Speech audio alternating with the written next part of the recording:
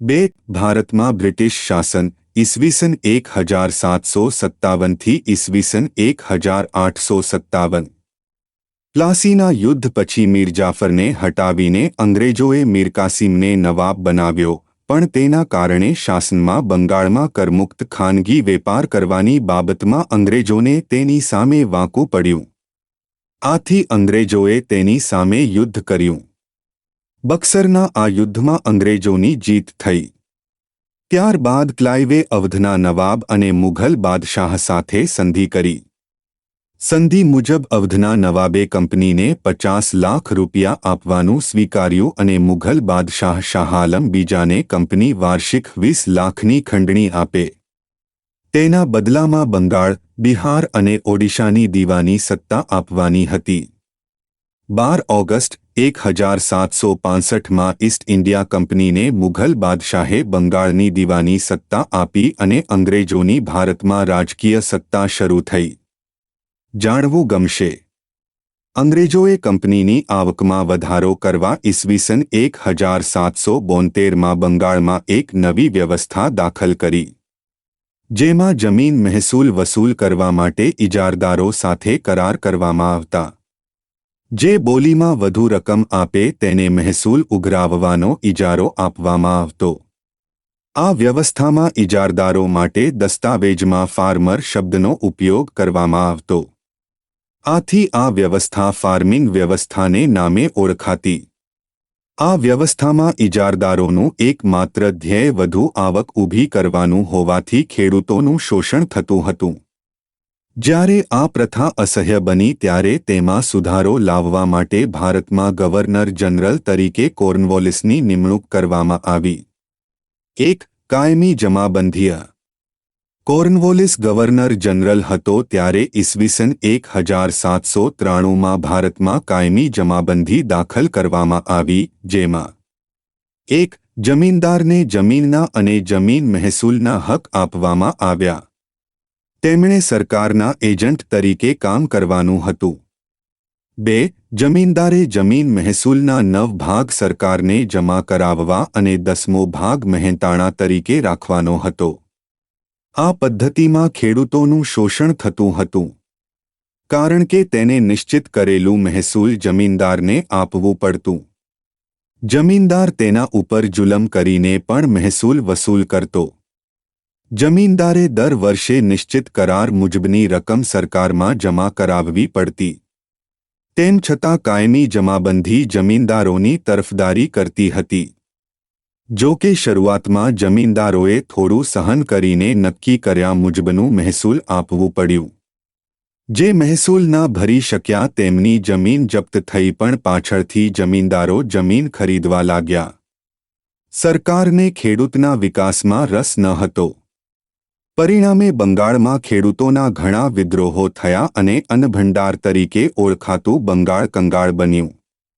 2. રયતવારી પદ્ધતિ।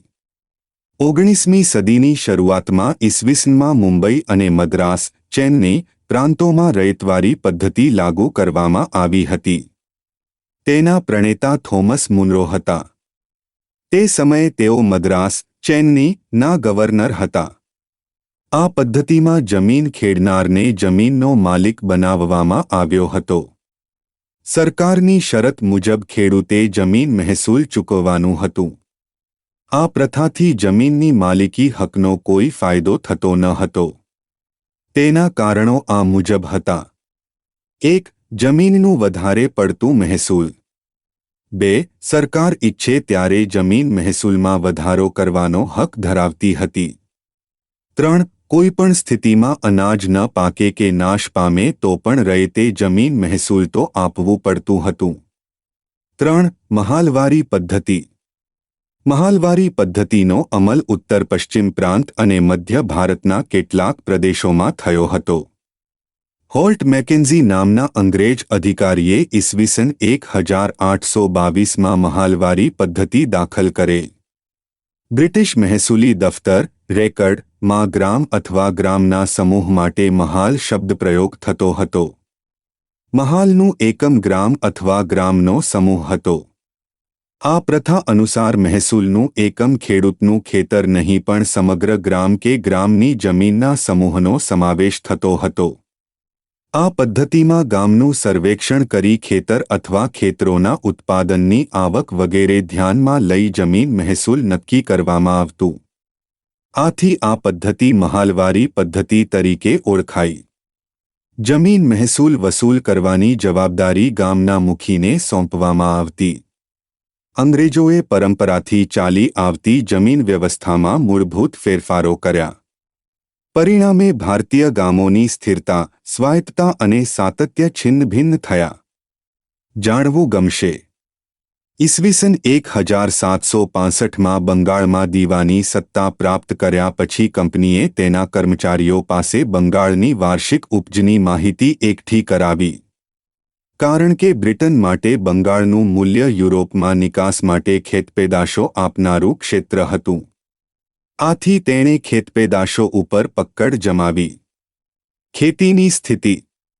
બંગાળમાં દીવાની સત્તા મેળવ્યા પછી ઈસ્ટ ઇન્ડિયા કંપનીનો મુખ્ય ઉદ્દેશ યુરોપમાં માંગ હોય તેવી વસ્તુઓ ભારતમાંથી પ્રાપ્ત કરવાનો હતો. આથી તેણે બંગાળ, બિહાર અને ઓડિશા જેવા તે સમયના સમૃદ્ધ પ્રદેશો પર પોતાની સત્તા સ્થાપી. કંપની ભારતના ખેતપેદાશોના ખરીદવેચાણના બજારો ઉપર પોતાનો ઇજારો સ્થાપવા માંગતી હતી. ઇંગ્લેન્ડમાં નિકાસ કરવાની જે જરૂરી વસ્તુઓ હતી તેમાં ખેતપેદાશો મુખ્ય હતી. આથી કંપનીએ ભારતમાં ખેતીનું પોતાની મરજી મુજબ વેપારીકરણ કરવા પ્રયાસ કર્યો. આ પાકોમાં મુખ્યત્વે ગળી, કપાસ, કાચું રેશમ, અફીણ અને મરીનો સમાવેશ થતો હતો. આ ખેતપેદાશોનું કંપની શાસન હેઠળ વેપારીકરણ થતાં તેની કેવી સ્થિતિ થઈ તેના વિશે જોઈએ. કાચું રેશમ. 18મી સદીના સમયગાળા દરમિયાન ઇંગ્લેન્ડમાં કાચું રેશમ સ્પેન અને ઇટાલીમાંથી આવતું હતું. જો બંગાળમાં થતું રેશમ હાથમાં આવી જાય તો બ્રિટનને સ્પેન અને ઇટાલી ઉપર નિર્ભર રહેવું ના પડે. આથી કંપનીએ ગમે તેમ કરીને ખેડૂતો ઉપર જુલમ ગુજારીને પણ 19મી સદીના અંત સુધી ભારતમાંથી નિકાસ થતા રેશમ ઉપર પોતાની સત્તા સ્થાપી દીધી હતી. 2. ગળી. ગળી એ રંગકામમાં વપરાતું દ્રવ્ય હતું. તેનો છોડ ગરમ પ્રદેશોમાં થાય છે. તેની મોટી માંગ હતી. કાપડ ઉપર ભારતની ગળીનો રંગ ચમકતો હોય તે રીતે ઉપસતો હતો. આવો રંગ અન્ય ગળીથી ઉપસતો ન હતો. તેનો ઉપયોગ સુતરાઉ કાપડને રંગવામાં થતો હતો. ઈસવીસન 1790 સુધી યુરોપીય દેશો ગળીનો પુરવઠો કેરેબિયન દેશોમાંથી મેળવતા હતા. પરંતુ તેનું ઉત્પાદન ઘટવાથી ભારતીય ગળીની માંગ વધવા લાગી હતી.